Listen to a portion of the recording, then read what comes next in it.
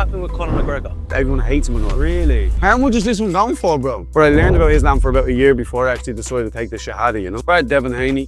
How good is it? And then boom, I had to go with Frank Warren. The world is a big fucking circus. My son, he's an identical twin. One of them passed away, he survived. No one's trying to kill anyone in the boy. We have got a little gift for you upstairs. Ah, amazing.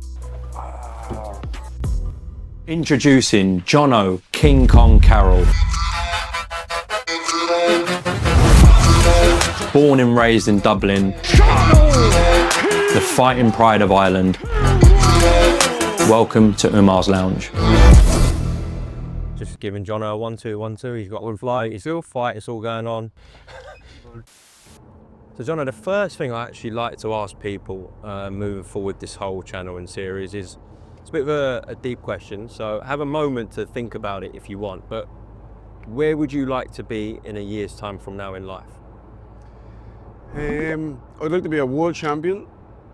I would like to be financially free from the rat race, having to work for money. You know, I just want my money working for me.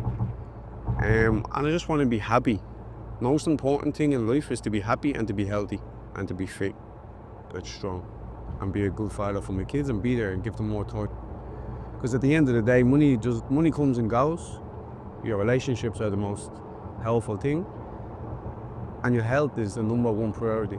You make all the money, but realistically, it doesn't mean jack shit if you're sick or you have a bad illness or something like that, you know? So everything that God gives us, bro, is all free. Everything in this world that God gives us is free. So I want to get more in touch with God, I want to get closer to God. I want to be able to, God to bless my pocket so I can help many other people, you know? So I want to start giving back more because I've had money myself and I've lived a very good life already. But now I'm at the stage in my life where I want to start giving back more. Okay, so it's a great answer. I think you've basically said in a year's time you want to give back to people and give back to the world, because God's giving you stuff for free. So exactly. I'm glad I asked that question. So just to give the viewers a bit of context here, this is going to actually be released after your fight on March 14th. You are in a bit of a tricky situation here where you're stuck in Dubai because of the situation that's going on at the moment, and we'll come on to that. Yeah. You need to get to Ireland because you're fighting a Frank Warren show, a DAZN show, in a big fight for yourself. As I said, this is going to be released after your fight, so God bless you for your fight. Hopefully it all goes well. But I've mentioned the situation here. Hopefully you will be able to actually jump on a flight today, back to Ireland. You wanted to go back, I know, a few days before, and you've been held up here because of the conflict. So let's just get your opening thoughts on that and what's going on with Iran, the US, and how Dubai and the UAE's got caught up in it. What's your opinion, your honest take on it? My honest take on it? It's Iran ain't the bad guys, that's my honest take on it. I think the UAE just happened to be in the middle because the US air bases are here. I'm not stuck in Dubai, I love Dubai. I will stay here, my family, I feel safe here in Dubai. What I mean by that is you've got to get back for your fight. I know, I got to go back for the fight, but I love Dubai. And what they've done and the defense that they've shown has been crazy, you know what I mean? Like, the only kind of like things we heard was like fireworks, bro. You heard a few pops every now and again, but honestly, a bit of debris fell and damaged a few things, but it's not what people see on social media, you know? So for me, in terms of the situation, like I've only been here for 2 months. I moved from London to Dubai, and on the Saturday, obviously it was very new for me. I've never heard explosion before, so I actually thought like JVC where I live was getting bombed, but there was loud noises. I didn't know anything about interceptions, whatever. But when I found out the reality of the situation, really Sunday morning, since then I've been very chilled and calm because they've intercepted everything. Of course, Saturday night was a bit, which was the first day, as I said, hearing those noises in the airport got done. Then the leader of the regime in Iran got killed. So everything was happening quite fast. So Saturday night was a little bit tense and unknown where we were going to move into. But the way, I think, in terms of the text messages, the alerts we've got, staying calm, you know, the leadership has exactly been that. I'm sure you agree with it. It's been leadership, which we don't see in the West. Yeah, exactly. You know what, they send a message out to our phone saying, just do this for precaution wise.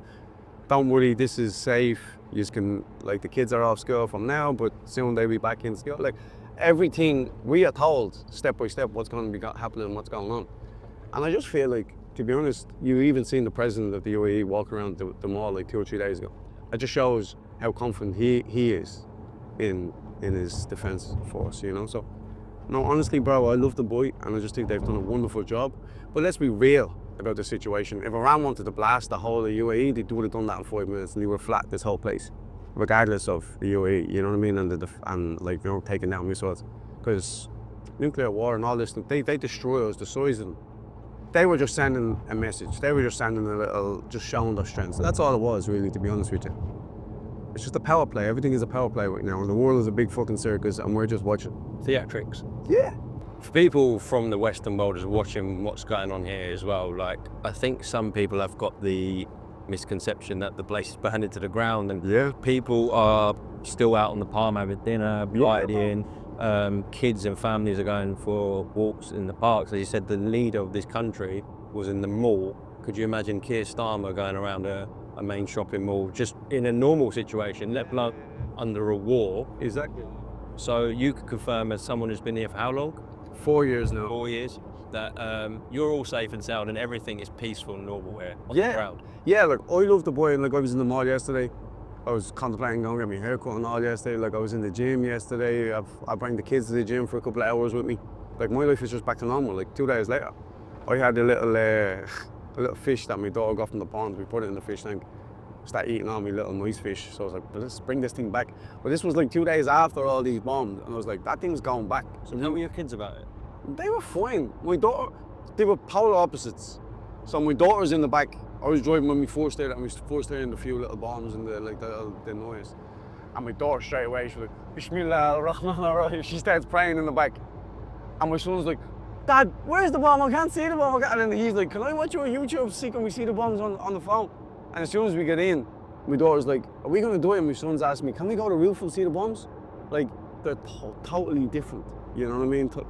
Such a masculine and feminine energy. It's so funny, like how we view things so differently, you know. But my daughter was fine. I just explained the situation to her. I said, listen, they ain't trying to kill us. No one's trying to kill anyone in the boy. Iran and Muslims, it's the holy month. They don't want this just as much as. I was like, but their hand has been forced, and there's a few USA air bases here. That's all they're trying to do is bang a few of them. That's all. And then the noises you're hearing, it's just the interception of the bomb. So I was like, don't stress, don't worry. Once I settled down and had a proper conversation with her, she was fine, she didn't care. Good to hear, man, good to hear. So stripping it back to 4 years ago, why did you actually make the move from, was it Ireland you're living in? No, I was living in Maybach at the time. Maybach. Yeah, I was living in Spain. And it was actually because, so I was living in Ireland, then I was in Spain, and I wanted to buy a house and that in Spain. And I was at the earning like a good bit of money in fighting, and I wanted to start paying the taxes and all that there in order to get a mortgage. And I just had a fight, the money didn't even hit the account yet. And the amount of money they were asking me, it was like 30% or something taxes. I was like, I'm not paying 30% taxes to you. Say 10% for my trainer, 10% for my manager. I was like 50% for myself. Yeah. I was just thinking like, that's a bit rough, like, you know what I mean? I'm risking my life out here. I don't really want to be giving that much to Spain. I'm already having to give something to Ireland. Like, this is a bit like, so it was just one of them. I just got the money sent straight to the boy, and I just moved over here. Tax free, put it straight into my account. Everything was good. Bought property over here instead. It's the best move I've ever done, you know? Like, I just think, number one, the boy property scene is unbelievable here. It's all going up and up and up.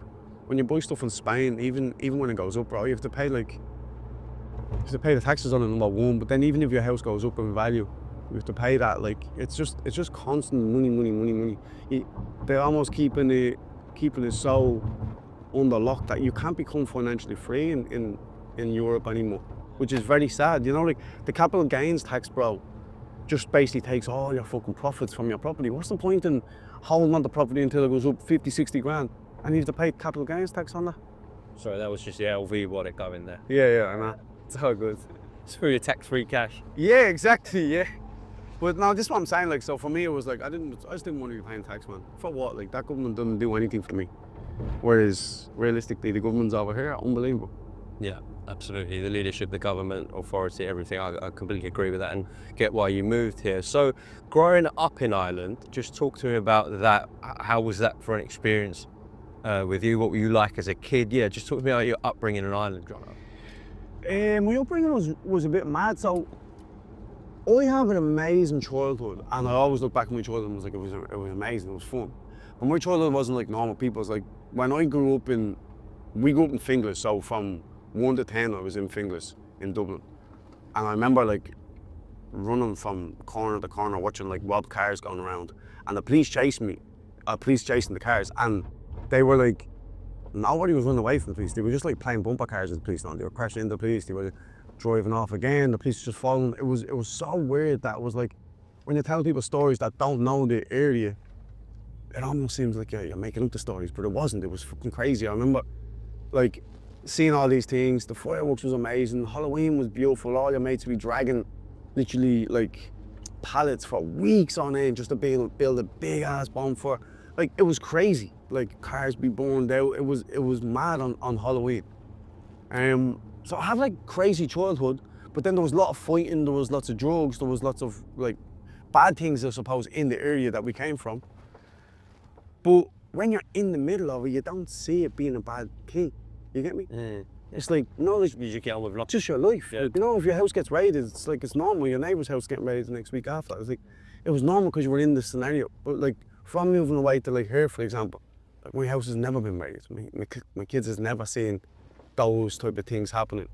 But to me, growing up, it was like normal. It was just weird. But I had a lot of love and stuff like that in my family. Like my family, we're such a loving, caring family. But at the same time, like my grandmother used to always say, like I was like an angel in the house, but a devil on the street. Like I used to just go out and cause ructions all the time. It's because of all the friends that I was keeping. All the friends from your neighbourhood and from your that you grew up with as kids, they were all getting in trouble, so you were getting in trouble, you know. But it was a good upbringing. Like I can't argue with it. It was just a bit crazy compared to normal people's, you know. Yeah, I hear that. That's why I had to move away and move my kids away. It's a very common story I hear with fighters, though. That kind of story. Because you need some trauma in your life to want to be a fighter. Who the fuck wants to punch the hell off someone for a living? You obviously need to have some sort of trauma and anger and hurt in order to want to get in the ring and smash them. There is a rare occasion where you look at a Conor Benn. Yeah. But like you said, a rare occasion. Chris Eubank Jr., another one springs to mind. Their fathers obviously would have earned a fortune. I'm guessing they grew up in very privileged environments. Yes, but maybe they grew up in the privileged environments, but their dad was still a fighter. True. So all their mindset growing up was, you're a champion. Like my son, he's going to private school now. I wouldn't surprise me if he's going to be a fighter, but it's because my mindset is like, we program our kids. So everything that I'm teaching my kids is just programming. So when if we have a race, my son, I'm stonking him. He's not winning that. Like, he doesn't get rewarded unless he does something that he needs to be rewarded from. Because it's the same with me in life. It was always like, you need to work hard to get something. Very different with your daughter. Very different with my daughter, yeah. But still at the same time, if we have a race, she's not winning. Really? No, yeah, 100%. If you have a race, there's no way anyone's winning. And I always say to them, the day you win me is the day you deserve to win. And you'll be so proud of yourself. So don't feel bad that I'm stonking you. I'm an athlete. Like, so. But best believe, the day that they win, they will feel so much pride and happiness in their own selves, you know? Because in this world, bro, we don't get anything handed to us. Like my son, for example, you might have seen on my Instagram, I had him on the monkey bars. He's only 4 and he's done the whole monkey bars. But I told him previous to that, like, you're not getting the sweets until you can do this monkey bars. And he was like, I'm gonna do it. And 1 or 2 days, I remember taking him home after him trying his best. And he was crying, but I just want the sweets. And I'm like, yeah, but son, unless you actually, we made a deal, if you do it, you get whatever you want in the shop. Bro, next time we came back, he made sure he smashed it and he done the monkey bars at 4 years old. Not what a bomb, doing the monkey bars.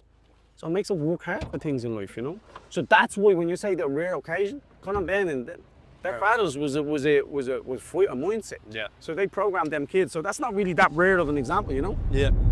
If you're looking to generate a secondary income by spending just a few hours a week learning to become a profitable trader, this is for you. This isn't a signals group and it's not your average trading community. It's a complete trader development ecosystem. You can track your trades, get AI-powered insights into your performance, and access a team of professional coaches with over 25 years of combined experience in the financial markets. Get started for free today at thetradersnotebook.com/Umar. Now let's get back to the video. Back in shares, right. And when I say, I think it was like, it's like, what was it, 5 million dirham and stuff like that, like for 4-bedroom, 5-bedroom house where it's on for the pill and stuff like that. Yeah, Dubai is the best place in the world to live, I swear to God, bro. the people you live here, you meet here, it's just they're on a different level.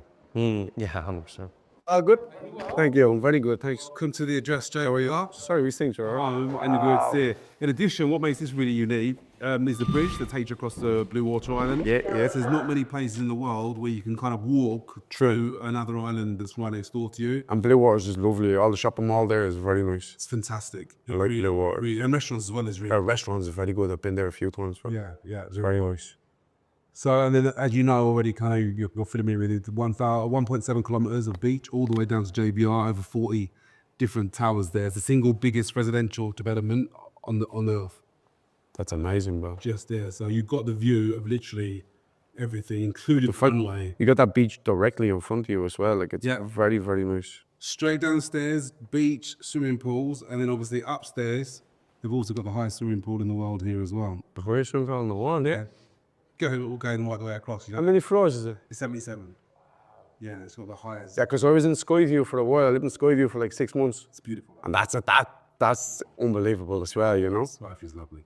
But we were on like, it was the 67th floor or something, so I don't know how many rating the roof was. So you're on 67? Yeah, we were on the 67, yeah, it was very nice, bro. It's lovely, though.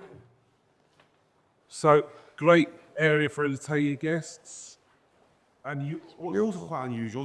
With your one, did you have a balcony? Did you have a door outside of the Skyview? At Skyview, yeah, we had balcony on every bedroom. How did it work? Now, we had 5 bedrooms. It was like 3 of the bedrooms had balconies. And then on the sitting room, I had a big terrace as well. Okay, lovely. Sometimes when the buildings get higher, they don't always have a door. Yeah, so that didn't Doors are heavy, bro. Yeah, this one slide. These doors, I was slid as well, but it was heavy. Yeah. It was proper thick. Serious. But no joke, the view was like scary from our one, bro. Because we were looking at all the cars, like, don't be wrong, this is way more beautiful because it's not as scary. When you're looking at the cars and how small they're, like little toy cars. Yeah. You live in Chicago. But it was such a beautiful, like, what an amazing country. So when you won a world title, bagged a bit more money, you can move into this one, Jono, now. Well, this one's got your name on it. How much is this one going for, bro? This one is £4 million. £4 million, that's not bad, bro. It's not bad at all. That's cheap. Yeah. 4 million. And you see you got the birds all around there, and as well as Yeah, no. behind that it's cloudy today, but the birds. But even that, bro, the fact, like, you see all the fireworks, they go off from there all the way down, literally the whole way down. Correct. I would love to be here on New Year's. You're not really going to get a better balcony view probably in Dubai, are you? No, this is fantastic. I mean, to be able to see the entire palm, and also you can see the runway where the planes take off. There's Yeah, the skydive. skydive. And the Burj Al Arab. Yeah. You've really got it. In terms of for marine to live in the heart of it, if you want that kind of like Miami feel, then this is the. I'm gonna just send one of my friends a little video now because he buys things like this all the time. Remember, location, John. Exactly, bro. I don't even know where to start. You know, and I was like, should I walk in from the front or should I just start? Like, All of it. Let me show you this. Let's just have a little. I haven't even shown you everything. it's all very nice. All the towel, Yeah. and all that kind of. And then it's Just that lighting, yeah. Just small touches, bro. at least one thing. Yeah, these are gorgeous, bro. It really is I like this. These things are amazing. incredible, right? They're gorgeous, bro. All tens on the beat. That bed is different. Even the light underneath the bed and all is just so nice with the lights above. Very good. Bit spacious. Even the air and all, like the small little things. So we got here. Yeah. So it's really fun. What fighter do you know that you could see moving in here? Loads of fighters. Chris Eubank Jr. Get on to him now. Chris Eubank, he loves stuff like this. Conor Benn's over here all the time as well. Now he's at the sign this new deal. Might take two. Yeah, we take 2 is right. Get the, he'll give you cash for it, no problem. What did you think of that? What? Is he in the wrong or the right? He's in the right. It's just business, bro. Eddie would do the exact same thing. Eddie has done the exact same thing numerous of times. So it's just business. Eddie signed me in for the 3-year deal, 3 fights for 3 years. And then because of the tattoo that Sky Sports wasn't happy with, I stopped being on TV. Told me I'd never fight on Sky Sports again, yada, yada, yada. And me and Eddie had a very good relationship up to that stage. Yeah. And then boom, I had to go with Frank Warren. And then years later, then Eddie rings me to fight Tevin Farmer. Oh, we're gonna give you this amount of money. So now I'm back on TV, on your platform. And you're gonna give me loads of money. No problem. So it's business, bro. Yeah. It is what it is. At the end of the day, they're talking about like $50 million or $30 million, whatever it is. He's setting up his family for life. If he falls or has a bad head injury in his next fight, breaks his ankle and does whatever, at least he has this contract sorted. Do you think you If should he give does Eddie that, a call? he could have definitely given him a call. If it had been me, I would have given him a call. I would say, hey, what's the story? I don't think that many people are bothered about the actual money and going for that. I think what people are a little bit perturbed about is the fact that Eddie did have his back. There was no question about it. Definitely had his back. There's no question about Eddie's a nice man like that publicly. Eddie's solid. And then the flip on it, and the fact that I think Eddie tried to say, "Come on, I speak to you, call you," and then I think he replied back and said, "No, Lawyers to the lawyers. Yeah, like speak to the lawyers. Like that's not business. Because if someone like treats me like a friend, I'm going to be their friend. If he wants to have a phone call, I do a phone call. What we'll say is, look, of course, Eddie did have his back. He lent him money. That's coming out in the open now, and he was there through thick and thin. But he was one of his biggest cash cows as well. So, of course, he was going to support him. Let's put it that way as well. 100%. Yeah. There's two sides of the story here. Always. There's two sides of the story. Always. If he had been a regular fighter that wasn't making that much money and hadn't have been Conor Ben, no, he wasn't getting that support off Eddie. If that had been, like, for example, that had been me, Sky Sports just said, "You're not on TV again." He can't be like, "Okay, no problem. Jono, sorry, but you're not on Sky Sports again." Didn't have Maybach in that situation, did he? True. You know what I mean? You had to get this tattoo taken off your back. Sky don't like it. That's what they said. It was a tattoo, Yeah. And the tattoo, I got this tattoo from my uncle that passed away. I found my uncle dead, like, on my 16th birthday. So this tattoo means a lot to me, you know? And they says, I need to get you to remove this tattoo because Trucker law means our day will come. But the IRA used to use this back in the day when England invaded, that our day will come, that we will get our whole nation back. So then they obviously, there was a political state. Yeah, but mine was like from my uncle. Like the cross I had on my back was the chain that my uncle was wearing when he died. And I got gifted this chain off my grandmother. And then that's where I got the Our Day Will Come, because he was one of my biggest boxing supporters. So this is where I got it. So for me, when Eddie was, it wasn't Eddie. Eddie's not the issue, by the way. It was Sky Sports was like, oh no, it's a political thing, and you know, terrorist saying. They use it as a terrorist saying, but how can you be the terrorist if you invaded that country?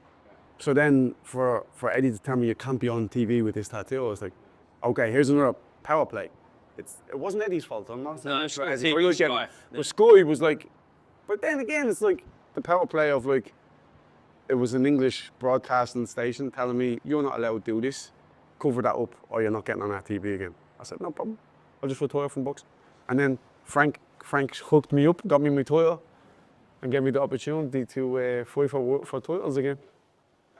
So have you told Ainsley much about stuff you've done in property, Jono? Or did you speak about that yourself? No, go ahead. So I'm interested in that because you're a fighter, you've got loads of things going on, you've got a family, and then you decide to get yourself in the property world, brokering deals, right? Yeah, bro, because to be honest, I was doing it naturally. Yeah. For boxers and for people that, like, I know a lot of people that have a lot of money and stuff. I was just putting people onto people. Like, I have a very big circle. So it was, it just made sense for me. And I also have a few properties myself. So I was like, why am I paying a lot of people 5% commission or 7% commission, whatever developer it is, you know? So I'm just set up my own business, my own property thing. So now I sell a lot of off plans. Good. So I'm smashing it with this, bro. I make so much money with the off plans. And also I want something that my kids can fall back. Like when my boxing career is all said and done, I can keep making money doing the off plans. And everything that I'm earning in boxing now is just getting put into property and into solid things for my kids to take over. All over here, yeah? Over here, yeah. And I'm gonna wait. People are like, oh, the market and the boy. I'm hoping the market drops a little bit. It's gonna correct itself a little bit. I'm hoping I'm gonna buy up so much. I'm gonna buy up even more then. That's what we're doing. We've got clients now, they're on standby now, they're literally just waiting. Yeah. Anyone who's a cash buyer, anybody who's pre-approved and financed by an end user that wants it for themselves, they're just waiting that. But yeah, there's certain people that are going to panic because they're all cashes in a situation, and when they do, like, it's come speed, like you say, you have to take what's in good times and bad times, there's always times to make money. That's right. And with the people that have money in their pocket, they're the ones that always make it, you know? What? Excuse me, I bought an up-plan during COVID. The best thing, everyone said, like, you're crazy. I said, we were really scared during because we would never not experienced anything like that before. So we thought, yeah, is the world going to end kind of thing? Well, we're going to get out of this kind of. A bit like now, people are thinking, oh. Yeah, true. So the world always, our time will come, exactly. Took a guy a lot. But no, it's just one of them, bro.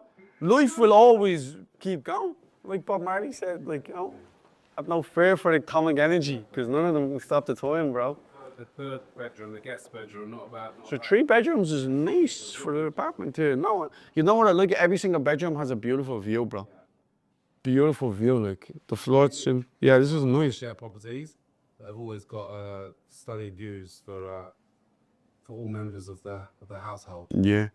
But you know what's nice about this apartment? It's you're getting the views on every angle of the boy, you know what I mean? You're getting the city kind of life with the traffic and that, and then you're getting the little rivers down there.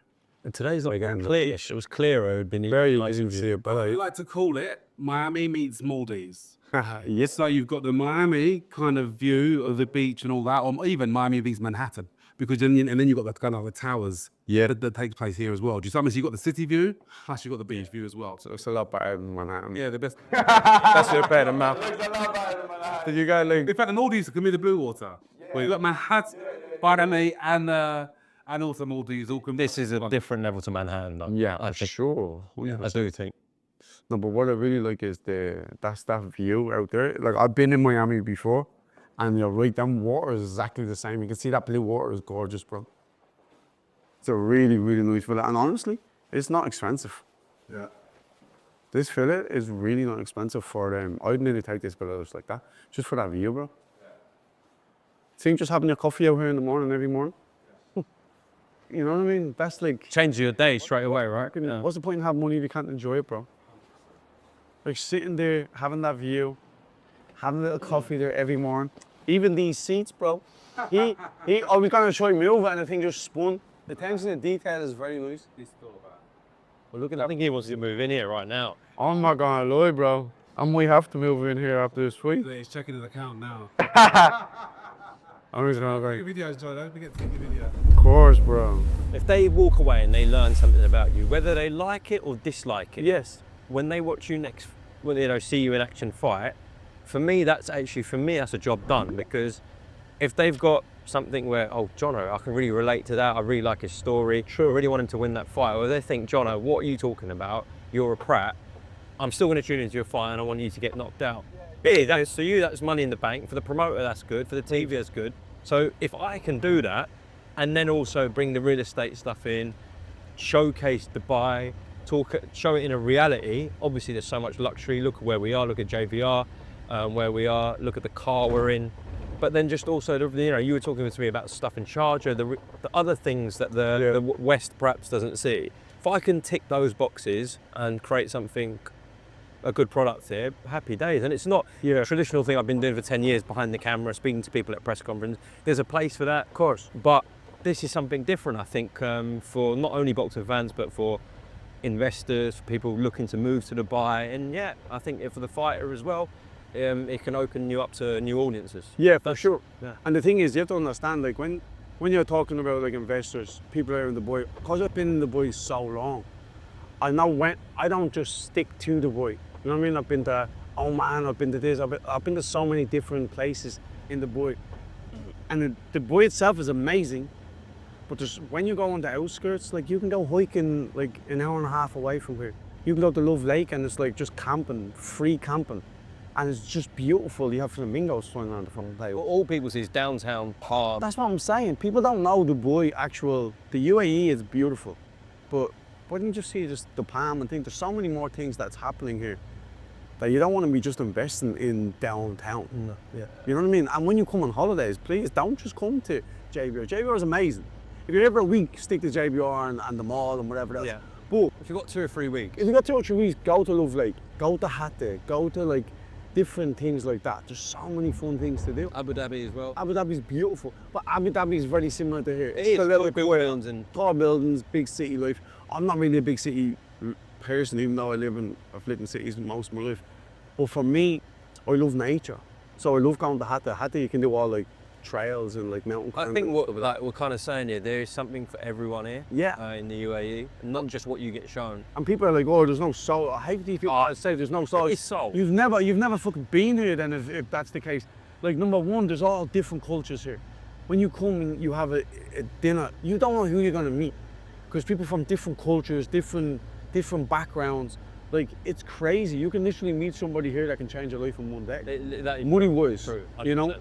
And then you can go to the beach and just see some rich fella in an RV who just lives like a hippie. But he's an Emirati or he's a thing, like, they just love nature. Everyone gets on here as well. Everyone gets on with there's no religion. Like, it's because you know what it is? I think the Emiratis and stuff, they don't think, oh, you're coming over here trying to rob our jobs. It's like, no, you just have all these jobs that we don't want. We don't want to be fucking at these jobs anyway. And they're all like, they want people here. They want people like They make sure you're working here. You're just got it about here. Exactly. It shows immigration, when done correctly, is actually the best thing in the world. For sure. When they do immigration badly, it's a disaster. Yeah.